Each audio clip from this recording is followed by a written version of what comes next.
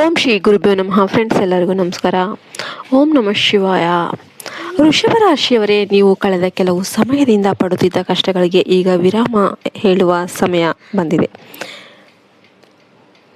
ಮೇ 16, 17, 18 ಮತ್ತು 19 ಈ ತಾರೀಖುಗಳು ನಿಮ್ಮ ಜೀವನದಲ್ಲಿ ಸುವರ್ಣ ದಿನಗಳು ಅನ್ನಬಹುದು. ವೃಷಭ ರಾಶಿಯವರಿಗೆ ಸಾಮಾನ್ಯವಾಗಿ ಸ್ಥಿರತೆ ಅಂದರೆ ಇಷ್ಟ.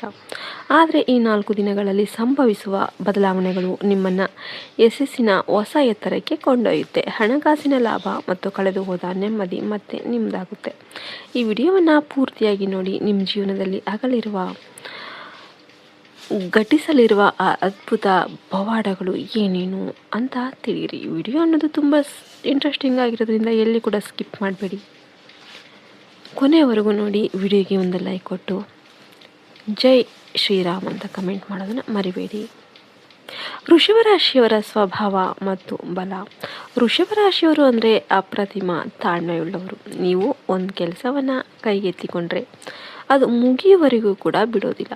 ನಿಮ್ಮಲ್ಲಿರುವ ನಿರ್ಧಾರ ಶಕ್ತಿ ಇತರರಿಗಿಂತ ಭಿನ್ನವಾಗಿರುತ್ತೆ. ಇವರು ಭೋಗ ಜೀವನವನ್ನು ಅಂದರೆ ಸುಖ ಸಂತೋಷವನ್ನು ಬಯಸುವವರು. ಸಮಾಜದಲ್ಲಿ ಒಂದು ಘನತೆವಂತ ಬದುಕು ಸಾಗಿಸಬೇಕು ಎಂಬುದು ನಿಮ್ಮ ಕನಸು. ಆದರೆ ಈ ರಾಶಿಯವರಿಗೆ ಕೆಲವೊಮ್ಮೆ ಅತಿಯಾದ ಹಠ ಕೆಲಸವನ್ನು ಕೆಡಿಸಬಹುದು. ನೀವು ಎಲ್ಲರನ್ನ ನಂಬ್ತೀರಿ, ಆದರೆ ಅದೇ ನಿಮ್ಮ ದೌರ್ಬಲ್ಯವಾಗಬಾರ್ದು. ಈ 4 ದಿನಗಳಲ್ಲಿ ನಿಮ್ಮ ಈ ಶಕ್ತಿಯೇ ನಿಮಗೆ ಹೇಗೆ ವರವಾಗಲಿದೆ ಎಂಬುದನ್ನು ಮುಂದೆ ನೋಡೋಣ. ಈ 4 ದಿನಗಳಲ್ಲಿ ವಿಶೇಷವಾಗಿ ವೃಷಭ ರಾಶಿಯವರಿಗೆ ಸಿಗಲಿರುವ ಲಾಭಗಳು ಇಲ್ಲಿವೆ. ಒಂದನೇದಾಗಿ, ಆರ್ಥಿಕ ಸುಧಾರಣೆ. ಸ್ಥಗಿತಗೊಂಡಿದ್ದ ಹಣ ನಿಮ್ಮ ಕೈ ಸೇರುತ್ತೆ. ಹಳೆಯ ಸಾಲಗಳಿಂದ ಮುಕ್ತಿ ಪಡೆಯುವ ಮಾರ್ಗಗಳು ಗೋಚರಿಸುತ್ತೆ. ಹೊಸ ಅವಕಾಶಗಳು. ಉದ್ಯೋಗಾಕಾಂಕ್ಷಿಗಳಿಗೆ ಪ್ರತಿಷ್ಠಿತ ಸಂಸ್ಥೆಗಳಿಂದ ಕರೆ ಬರಬಹುದು. ನೀವು ವ್ಯಾಪಾರದಲ್ಲಿದ್ದರೆ ಹೊಸ ಪಾಲುದಾರಿಕೆ ಅಥವಾ ಹೂಡಿಕೆಗೆ ಇದು ಅತ್ಯುತ್ತಮ ಸಮಯ. ಕುಟುಂಬದಲ್ಲಿ ಶಾಂತಿ. ಮನೆಯಲ್ಲಿ ನಡೀತಿದ್ದ ಸಣ್ಣ ಪುಟ್ಟ ಕಲಹಗಳು ದೂರವಾಗಿ ಪತಿ ಪತ್ನಿಯ ನಡುವೆ ಮಧುರ ಬಾಂಧವ್ಯ ಬೆಳೆಯಲಿದೆ. ಇನ್ನು ಆಸ್ತಿ ಖರೀದಿ, ಜಾಗ ಅಥವಾ ಮನೆ ಖರೀದಿಸುವ ಆಲೋಚನೆ ಇದ್ದರೆ ಈ ದಿನಗಳಲ್ಲಿ ಅದಕ್ಕೆ ಬೇಕಾದ ಉತ್ತಮ ಮಾರ್ಗಗಳು ತೆರೆದುಕೊಳ್ಳುತ್ತೆ.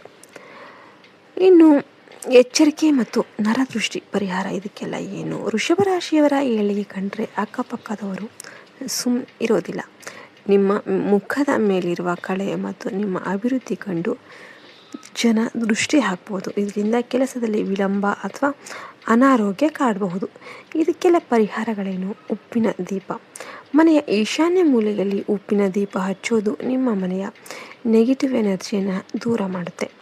ಗುರು ಸೇವೆ. ನಿಮ್ಮ ಗುರುಗಳನ್ನು ಅಥವಾ ಹಿರಿಯರನ್ನು ಭೇಟಿ ಮಾಡಿ ಆಶೀರ್ವಾದ ಪಡೆಯಿರಿ. ಎಚ್ಚರಿಕೆ ಮತ್ತು ನರದೃಷ್ಟಿ ಪರಿಹಾರ. ವೃಷಭ ರಾಶಿಯವರ ಏಳಿಗೆ ಕಂಡ್ರೆ ಅಕ್ಕಪಕ್ಕದವರು ಸುಮ್ಮನೆ ಇರೋದಿಲ್ಲ.